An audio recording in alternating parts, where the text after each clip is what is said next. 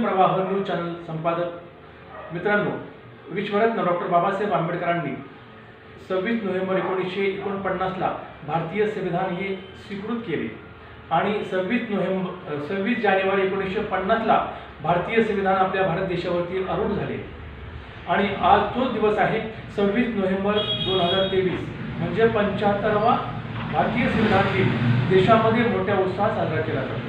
आणि आज आपण आपल्या बहुजन प्रवाह न्यूज चॅनलच्या माध्यमातून भारतीय संविधान, घर संविधान, माझा देश आणि माझे संविधान हे चिरायू हो आणि याच चॅनलच्या माध्यमातून आज आपल्या सोबत आहेत प्राध्यापक डॉक्टर समीर प्रभाकर आगळे यांनी बौद्ध कला या विषयावरती त्यांनी PhD केलेली आहे आणि आज आपण त्यांच्याशी थेट संपर्क साधत आहोत।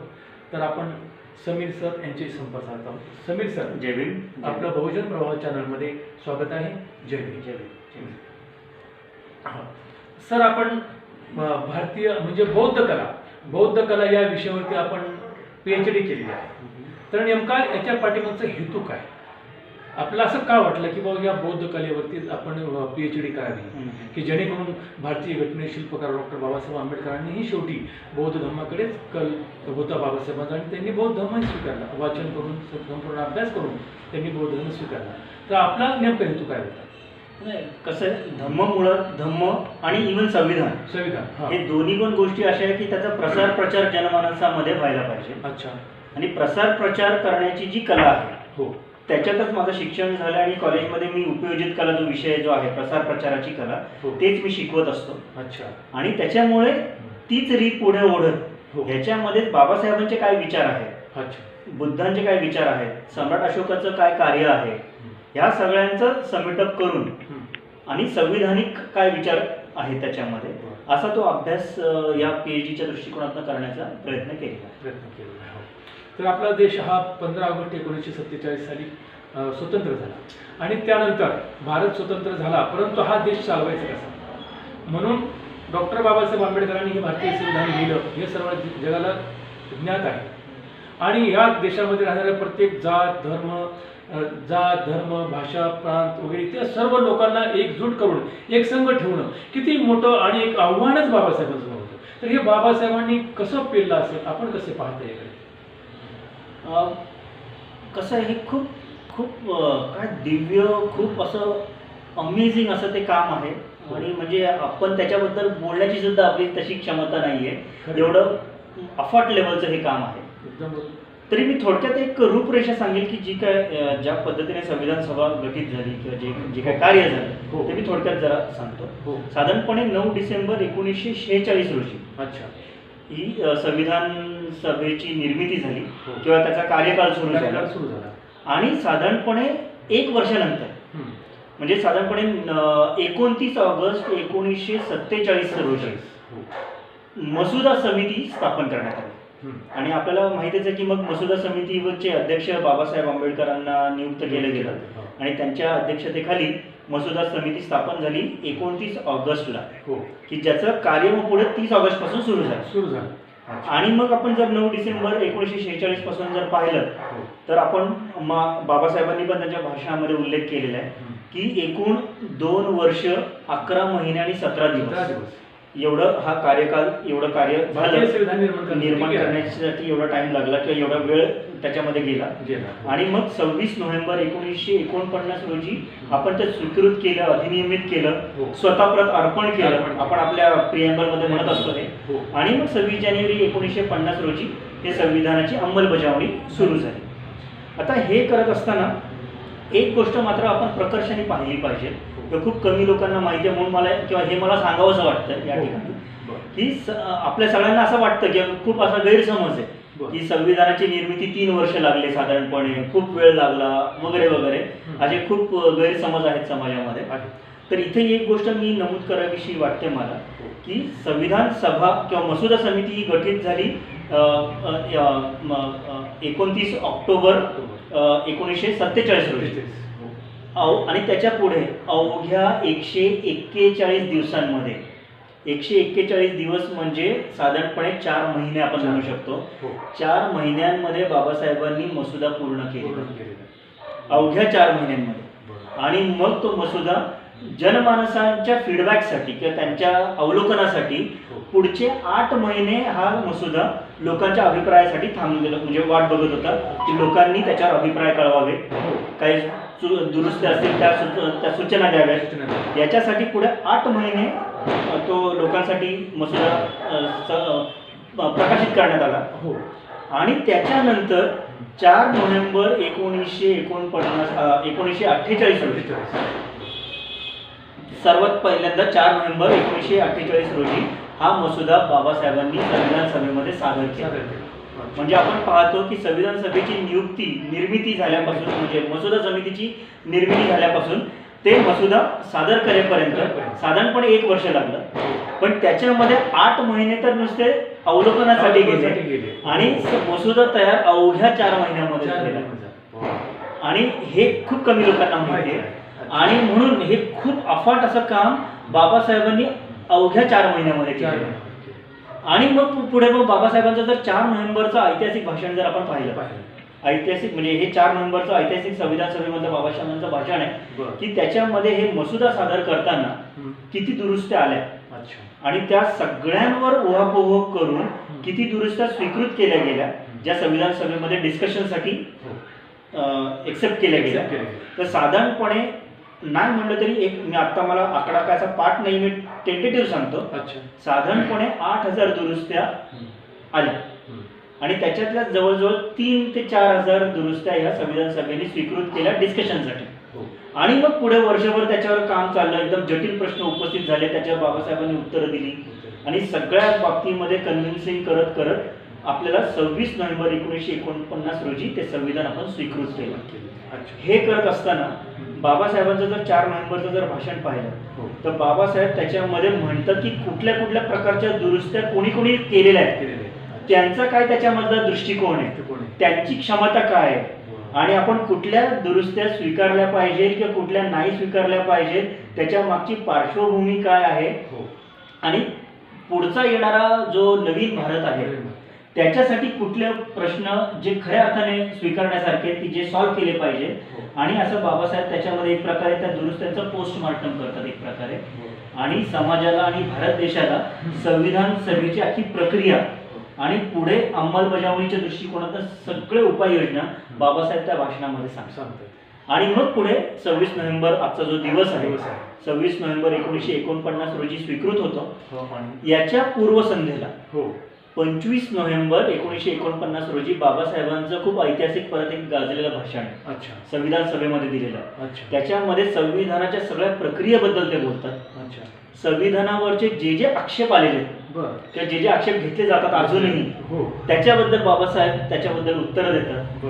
आणि मग भारताची ऐतिहासिक पार्श्वभूमी पूर्ण 4-5 हजार वर्षांपासूनची कशी आहे आणि आत्ताचा भारत कसा आहे आणि पुढच्या भारतासाठी हे संविधान कसं एक सोल्युशन म्हणून येणार आहे याबद्दलचं बाबासाहेब त्याच्यामध्ये विश्लेषण करतात. आणि आपल्याला हे 25 नोव्हेंबरचं भाषण बाबासाहेबांचं हे सर्व नागरिकांनी वाचलं पाहिजे, ते समजून घेतलं पाहिजे, तर खऱ्या अर्थाने आपल्याला संविधान दिन हा साजरा करता येईल आणि भारत हा प्रगतीपथावर आपल्याला नेता येईल. तर अशी ही थोडक्यात ही प्रोसेस मला सांगता येईल. तर भारतीय संविधान हे 395 कलमाचं आहे आणि 7 परिशिष्ट भागाचं आहे. आणि हे भारतीय संविधान संपूर्ण विश्वामध्ये जगामध्ये सर्वात मोठ्या कलमांचं आहे.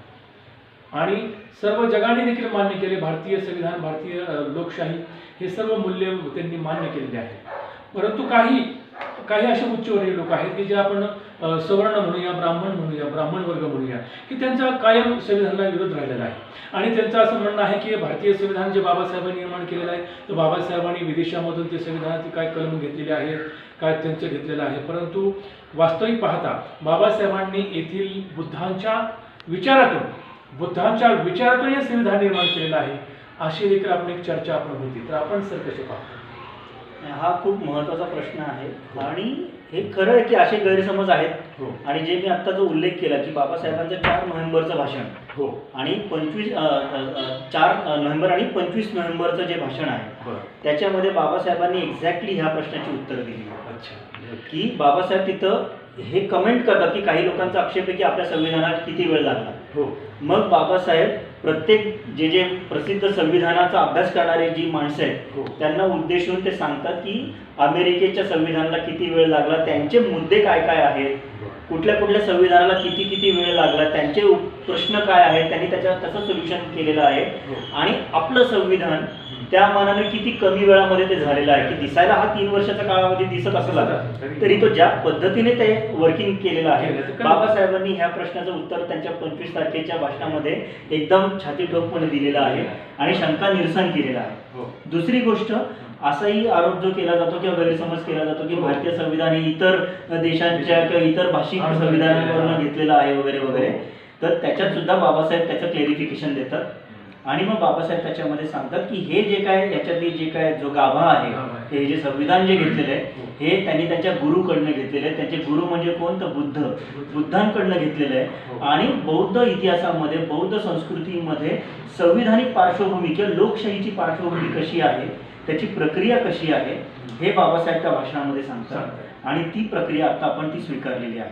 त्याच्यामुळे समज गैरसमज न करता आपण जर अभ्यासपूर्ण दृष्टिकोनातून ह्या सगळ्या साहित्याकडे जर बघितलं तर आपले सगळे गैरसमज दूर होऊन जातील त्याच्यामध्ये. भारतीय संविधान हे प्रत्येक नागरिकांसाठी आहे. भारतीय नागरिक म्हणजे इथे राहणारा आपल्या देशामध्ये हजारो जाती आहेत, धर्म आहेत, पंथ आहेत, भाषा आहेत, वर्ण आहेत. तर या सर्वांना एकजूट बाबासाहेबांचं संविधान आणि बाबासाहेबांच्या संविधानानेच केलं आणि आज जो देश आपला एक संघ आहे तो केवळ भारतीय संविधानामुळेच आहे. परंतु एक विचारसरणी आहे जी उजवी विचारसरणी आहे, ती उजवी विचारसरणी कायमच संविधानाच्या विरोधात राहिलेली आहे. याचं नेमकं कारण काय आहे की संविधानामध्ये कुठं आपण पाहतोय की संविधान अंमलात येण्यापूर्वी जो जातीभेद होता, चातुर्वर्ण व्यवस्था होती, ते किती मोठा संघर्ष फुले शाहू आंबेडकरांना करावा लागला. तर बाबासाहेबांचा कुठंही असा रोष किंवा बाबासाहेबांचा रोष आज संविधानामध्ये कुठल्याही जातीविषयी किंवा ज्या सवर्ण जातींनी या बहुजन समाजाला छळलं या लोकांसाठी किंवा सवर्ण लोकांसाठी असं कुठं रोष या संविधानामध्ये दिसून येत नाही. तरी सुद्धा संविधानाविषयी अपप्रचार आणि संविधानाविषयी खोट्या वल्गना आणि संविधान त्यांना मान्य नाही असं का होतं या देशात? नाही, आता हा त्यांचा जो काय प्रश्न असेल हो तो हे काय म्हणजे जसं आपण म्हणतो की झोपलेल्याला उठवता येतं पण ढोंग करणाऱ्याला जागा नाही करता येत, तशातला भाग आहे. मी जसं म्हणतो की बाबासाहेबांचं साहित्य, संविधान सभेतलं साहित्य, भारतीय सरकारने आणि महाराष्ट्र शासनाने छापलेलं साहित्य जर आपण वाचलं तर आपल्याला सगळं दूध का दूध पाणी का पाणी किंवा त्याच्यातला जो सत्य धर्म जो आहे तो आपल्याला कळेल. त्याच्यामुळे हे जे काही समज गैरसमज आहेत ह्या सगळ्यांची उत्तरं ही संविधानामध्ये इटसेल्फ आहे. आणि संविधान जर आपण पाहिलं त्याच्यातले सगळे आपले हक्क, कर्तव्य आणि ओव्हरऑल सगळे कर्म पाहिली, सगळ्याच गोष्टी जर पाहिल्या तर इथे आपण जर बाबासाहेबांचा जर इतिहास पाहिला आणि आपल्या बाबासाहेबांच्या किंवा इथल्या अस्पृश्यांचा किंवा इथल्या शूद्रांचा किंवा इथल्या विचारसरण्यांचा किंवा वेगळ्या वेगळ्या धर्मांचा जरी आपण इतिहास पाहिला, जो बाबासाहेबांनी सगळा इतिहासाचा सगळा उहापोह केलेला आहे, सगळा अभ्यास केलेला आहे आणि मग जाऊन जे हे संविधान दिलेलं आहे हे संविधान अतिशय सेक्युलर आहे. हे सगळ्यांना फायदेशीर आहे. त्यांनी कुठेही त्यांच्यावर झालेला अन्याय आहे म्हणून बदला घ्यायचा म्हणून कोणाच्या तरी विरोधात हे संविधान करायचंय असं कुठेही नाहीये. इनफॅक्ट हे सगळ्यांच्या भरभराटीचा, भल्याचा आणि डेव्हलपमेंटचा हा मार्ग आहे. आणि तुम्ही आता बघताय की साध्या गोष्टीत की हिंदू कोड बिल त्यावेळेस बाबासाहेबांना स्त्रियांनीच विरोध केलेला होता हिंदू कोड बिलासाठी, पण आता एक कलम आपण त्याच्यातलीच पास करतोय आणि त्या गोष्टी करतोय आणि आज आपण पाहतो की संविधानामुळे आजच्या स्त्रिया किती प्रगती पथावर गेलेल्या आहेत. आजचा देश आपला जो एक संघ राहिलेला आहे, जसं आता तुम्ही मगाशी म्हणलात, ह्या सगळ्या पॉझिटिव्ह पॉईंट्स हे सगळे संविधानामुळे. त्याच्यामुळे कसं आहे की कोण काय म्हणतो की तो का असं म्हणतोय ह्याच्यापेक्षा आपल्याकडं काय आहे हे जे आपलं अमृत आहे एक प्रकारे आपण म्हणू, की हे औषध आहे. औषध. आपल्याकडे असलेला हा जो काय प्रॉब्लेम आहे, जो काय आजार आहे आपल्या देशाला लागलेला, मग तो जातीयतेचा आजार असू दे, विषमतेचा आजार असू दे, एक दुसऱ्याच्या मनामध्ये हीन भावनेचा तो आजार असू दे, कुठल्याही आजारावर जसं औषध असतं तसं हा औषध आहे. हे जो प्राशन करील तो एकदम रोगमुक्त होईल. आणि भारत हा रोगमुक्त जो आतापर्यंत होत आलेला आहे किंवा आतापर्यंतच्या परिस्थितीवर जी मात करत गेलेलो आहे, हे सगळं संविधानामुळे घडलेलं आहे. आणि संविधानामुळे हे शक्य झालं की ह्या देशाची पंतप्रधान आज स्त्री आहे.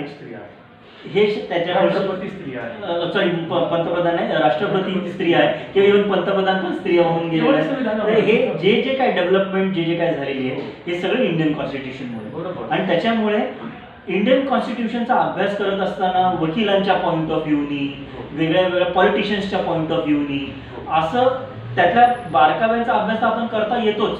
पण मला असं वाटतं की कुठेतरी असे गंभीर गोष्टी न घेता सामान्य नागरिकाच्या दृष्टिकोनातून संविधानाचा अभ्यास त्यांनी कसा करायला पाहिजे, संविधान त्यांनी कसं समजून घ्यायला पाहिजे आणि त्यांनी त्याची उपयोजिका जरी त्यांनी संविधानाप्रमाणे जरी अवलंबायला सुरुवात केली तरी हे खूप होईल.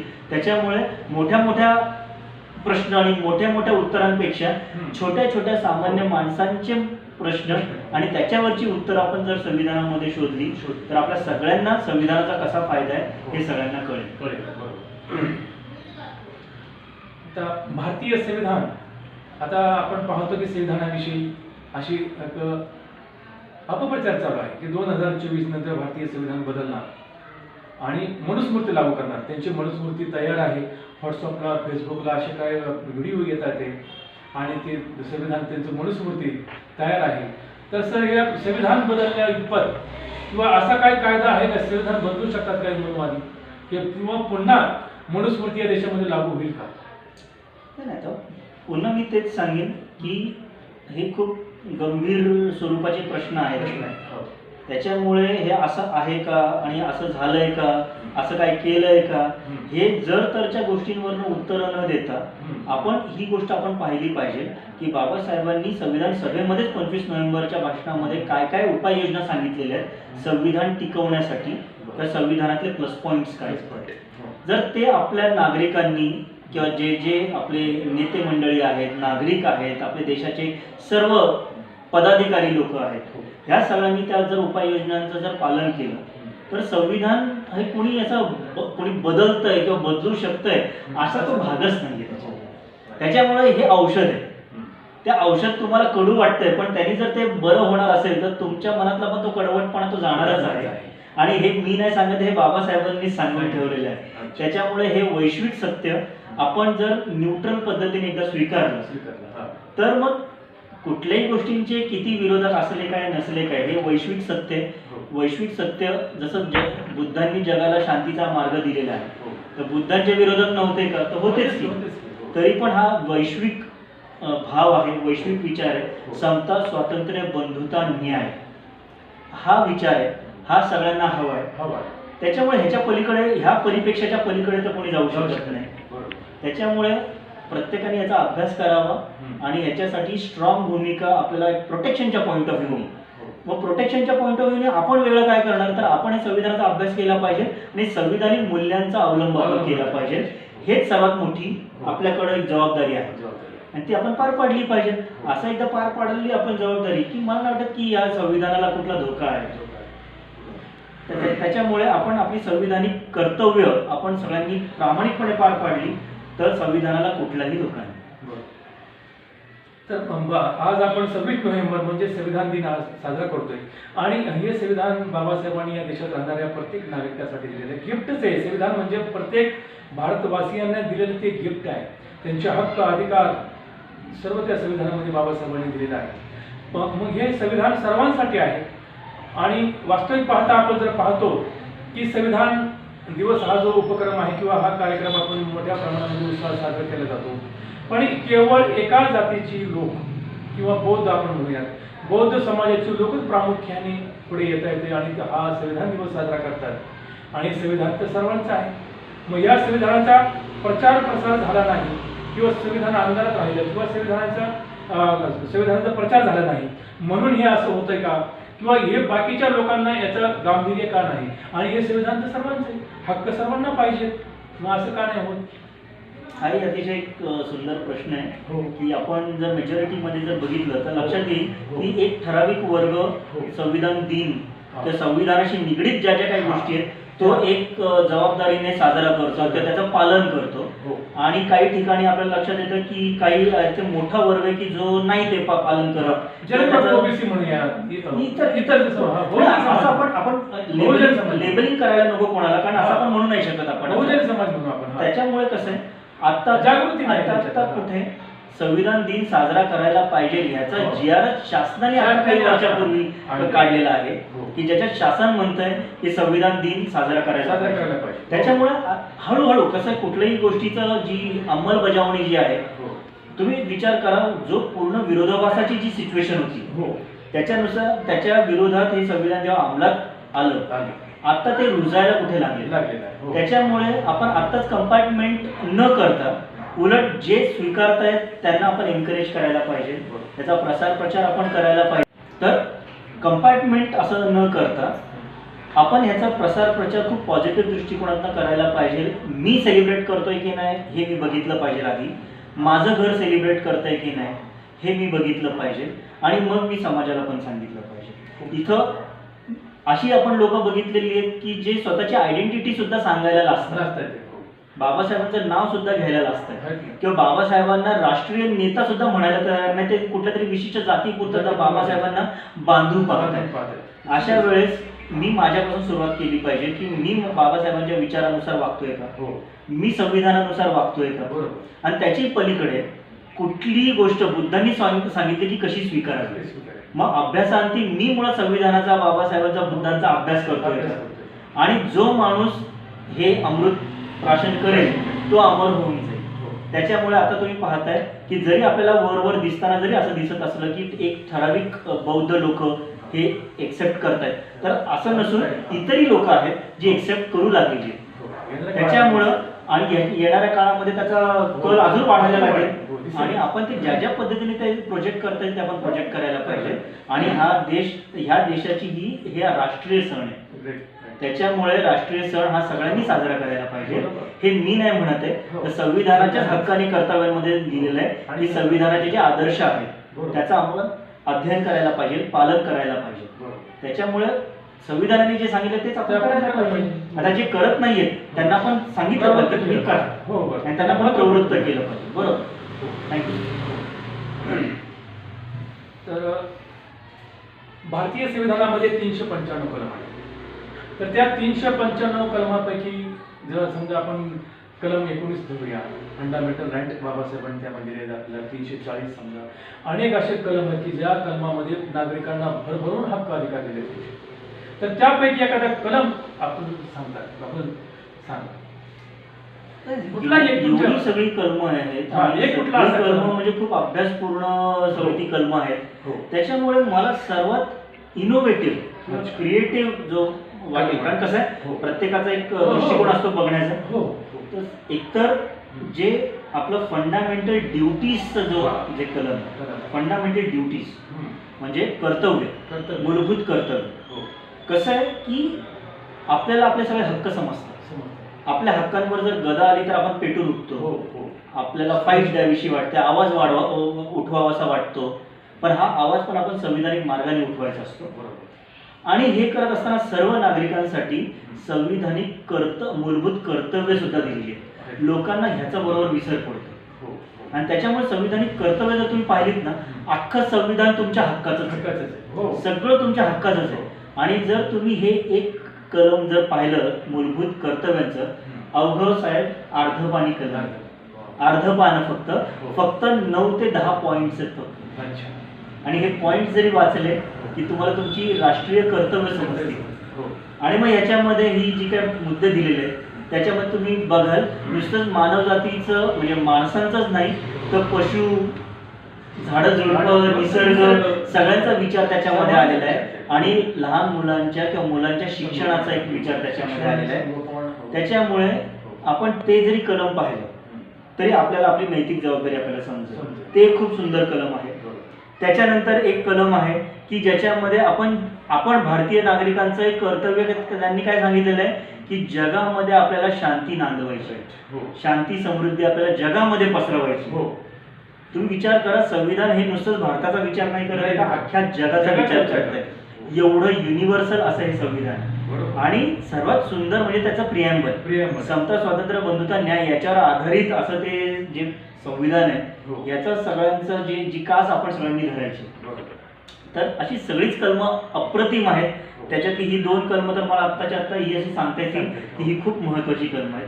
आणि सर्वात महत्वाचं भारत कसा आहे आणि भारताचं नाव काय आहे हे सुद्धा एस्टॅब्लिश केलेलं आहे. So it is India that is Bharat, हे आपलं नाव आहे. त्याच्यामुळे प्रत्येकाला प्रत्येकाच्या विचारसरणीप्रमाणे जसा कसा भारत घडवायचा असेल तो त्यांचा प्रश्न आहे, पण ऍट द एंड तुम्हाला समिट करताना तो भारत तुम्हाला इंडिया दॅट इज भारतच करावा लागेल आणि संविधानिक त्या परिपेक्षामध्येच तुम्हाला तो करावा लागेल. त्याच्यामुळे कलम 1 पासून ते कलम लास्ट पर्यंत प्रत्येक गोष्टीमध्ये महत्व आहे.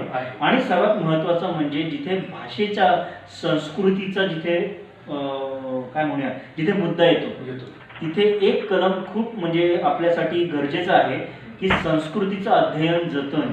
प्रत्येकाला स्वतःची एक संस्कृती आहे, प्रत्येकाला स्वतःचं संस्कृतीचं जतन करता येण्याचं कलम आहे, आपल्याला तो हक्क दिलेला आहे. आणि हे एवढं गरजेचं आहे की भारत देशामध्ये ज्या ज्या लुप्त झालेल्या संस्कृती आहेत आणि त्याच्यामध्ये आत्ताच्या कॉन्टेक्स्टमध्ये बौद्ध संस्कृतीच्या कॉन्टेक्स्टमध्ये आपण म्हणता येईल की बौद्ध संस्कृतीचा अभ्यास, मग तो पाली भाषेचा असेल, बौद्ध कलेचा असेल, बौद्ध धर्माचा असेल, ओव्हरऑल बौद्ध फिलॉसॉफीचा असेल. आणि बौद्धच असं नाही, भारत देशामध्ये ज्या ज्या गोष्टी तुम्ही लुप्त झालेल्या किंवा लुप्त केल्या गेलेल्या असतील तर त्या सगळ्या तुम्ही अध्ययन करून वर आणू शकता. हे एवढं मोठं स्ट्रॉंग भूमिका तुम्हाला संविधानाने दिलेली आहे. त्याच्यामुळे ज्याला त्याला स्वतःची अस्मिता वाटते की ही लुप्त झालेली आहे किंवा कोणीतरी लुप्त केलेली आहे तर ती अस्मिता त्यांनी संविधानाचं शस्त्र वापरून त्या संविधानाची वेळप्रसंगी ढाल वापरून ती अस्मिता तो जागा करू शकतो, डेव्हलप करू शकतो आणि संविधानिक मार्ग अवलंबून तो स्वतःचे प्रश्न सॉल्व्ह करू शकतो.